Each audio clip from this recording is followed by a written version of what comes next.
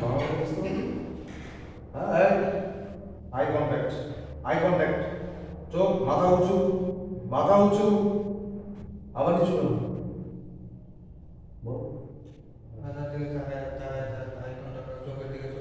চোখে চোখে চোখ, সবাই চোখের দিকে তাকাতে হবে আমরা।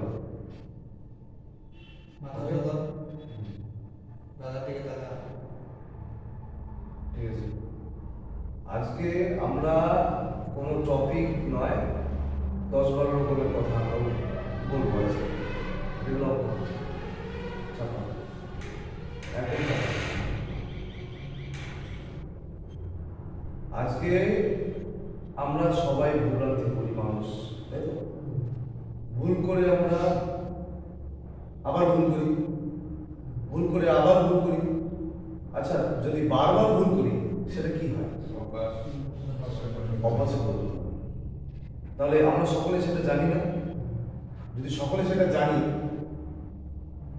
তাহলে কেন আবার ভুল করি? কারণটা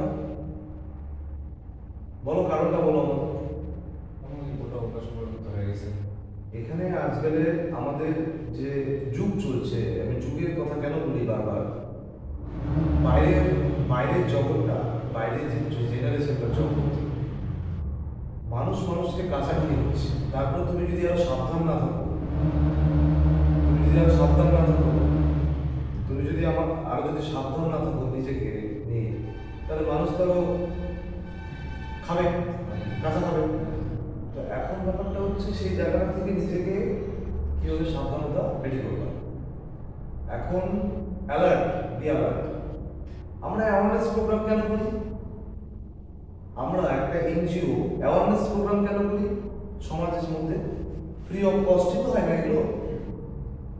অ্যাওয়ারনেস প্রোগ্রাম করা হয় এই কারণেই যে যেন ওই স্কুলের এবং কলেজের ছেলে বাচ্চারা ওরা বুঝতে পারে যে এই যে প্রোগ্রামটা আমরা করছি এটা কেন করছি, কারণ এরা যেন মাথায় ঢুকে যে এই যে বন্ধু এবং বান্ধবের চক্করে পড়ে একটু বিয়ার, একটু মদ, একটু গাঁজা আর একটু ড্রাগস, তারপর একটু একটু করতে গিয়ে সেইটা হয়ে যায় প্রতিদিন। মানে আমি একটা কথা তোমাদেরকে বলছি, সেটা হচ্ছে এই আমাদের মাথাটা আছে না, এই মাথাটার মধ্যে অনেক রকমের কথা ঘুরবে করে সারাক্ষণ। তো সেই জায়গাটা থেকে আমরা যদি মনে করি যে আমার মাথাকে আর আমার মনকে আমরা নিয়ন্ত্রণ রাখতে পারবো, তাহলে আমাদের পৃথিবীর কোনো শক্তি নেই, বা তোমার কোনো বেস্ট ফ্রেন্ড যদি তোমার কাছে আসে, সেই বেস্ট ফ্রেন্ডও তোমাকে টলাইতে পারবে না। তুমি যদি তোমার জায়গায় সঠিক থাকো, কি তুমি যদি তোমার জায়গায় সঠিক থাকো, কোনো বেস্ট ফ্রেন্ড তোমাকে টলাইতে পারবে না। আচ্ছা, আমি যদি মনে করি যে আমি আমার লাইফটাকে সুন্দরভাবে সুন্দর একটা রাস্তার মধ্যে নিয়ে যাব, রাস্তার মাঝখানে বাধা আসবে, বিপত্তি আসবে, মানুষের জীবনে এটা, তাই তো? মানুষের জীবনে সমস্যা আসে, সেই সমস্যার সমাধানও আছে। আজকে আমরা গরমে আগে হাত পাখা ইউজ করতাম, ফ্যান ছিল না, মোটর ইউজ হলো, ফ্যান ইউজ হচ্ছে, তাই তো? এখন আমরা সব সুযোগ সুবিধা পাচ্ছি। তো সেই এই যে ফ্যানটা তৈরি করেছে, কতটুকু সময়ে তার লাগছে একটা সায়েন্টিস্টের কত বছর গিয়ে এই ফ্যানের পুরো ডিজাইনটা তৈরি করতে, মোটরটা তৈরি করতে, তার হইতে পারে তার জীবন সর্বস্ব উজাড় করে দিছে। তারপর গিয়ে সেই সায়েন্টিস্ট আমাদের এই পৃথিবীতে আমরা এই পাখার হাওয়াটা খাইতে পারছি। এই পাখার হাওয়াটা হুট করে একদিন ডিসাইড করলাম, হুট করে তো করে ফেলেনি। তার জন্য ম্যাথমেটিক্সের দরকার আছে, কেমিস্ট্রি, ফিজিক্সের দরকার আছে। হাওয়া কোথা থেকে আসছে, কিভাবে দিলে উপরে যাবে, হাওয়া নিচে যাবে, সবকিছু ডিটেলে উনি রিসার্চ করছে। তারপর গিয়ে আমরা সাধারণ মানুষ সেটার আনন্দ উপভোগ করছি। কিন্তু স্যাক্রিফাইস কিন্তু ওই লোকটা করে গেছে, হয়তো ওই লোকটা ঘুমায় নাই ঠিক মতো, দাড়ি চুল বড় কাটে নাই, হয়তোবা সে ব্যক্তি খাবার টাইম মতো খায় নাই, হয়তোবা সেই ব্যক্তি কিছুই করে নাই সঠিকভাবে।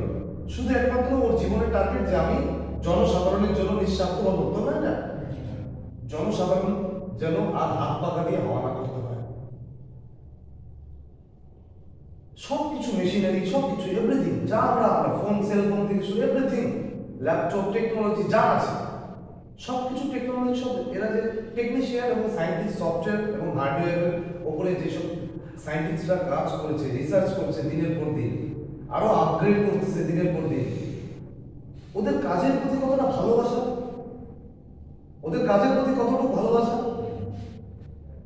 আমরা মানুষ আমাদের জীবনে ভুল হবেই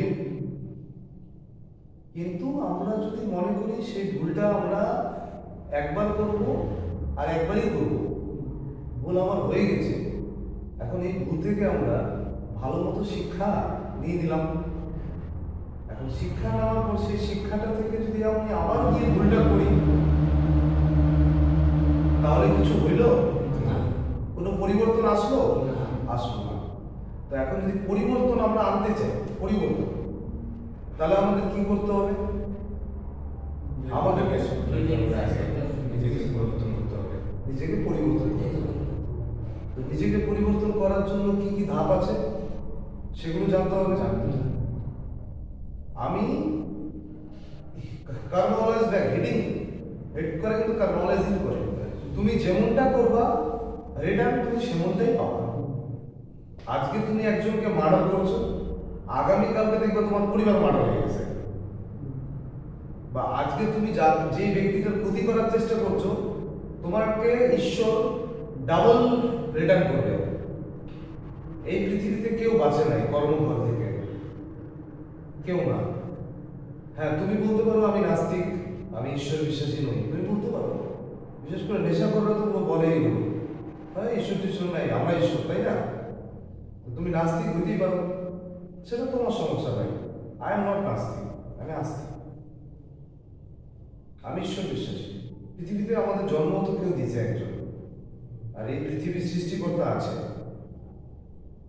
এই সৃষ্টিকর্তা একমাত্র আমাদের সঠিক রাস্তাগুলো মহাপুরুষেরা সুন্দর বইয়ে লাস্টে দিয়ে গেছে সেগুলো বইটাকে বই ভাবে না ওটাকে প্রণাম করার জন্য দিয়ে যায় ওই বইগুলোকে পড়ে নিজের জীবনটাকে সুন্দরভাবে পরিচালনা করতে বলেছিল কিন্তু কয়জন ব্যক্তি ওই বইগুলো পড়ে কয়জন ব্যক্তি পড়ে পার্সেন্টেজে খুবই কম ভারতবর্ষে যদি ধরি পার্সেন্টেজে খুবই কম বইগুলো কয়জন ব্যক্তি পড়ে এবং ওই বই থেকে যে কথাগুলো লেখা আছে 2-3টা লাইন যদি সঠিকভাবে নেওয়া যায় আর জীবনের সাথে অ্যাপ্লাই করা যায় জীবন একদম খুব সুন্দরভাবে পরিচালিত হবে আমাদের প্রথম প্রবলেম জানো কোথায় মানুষের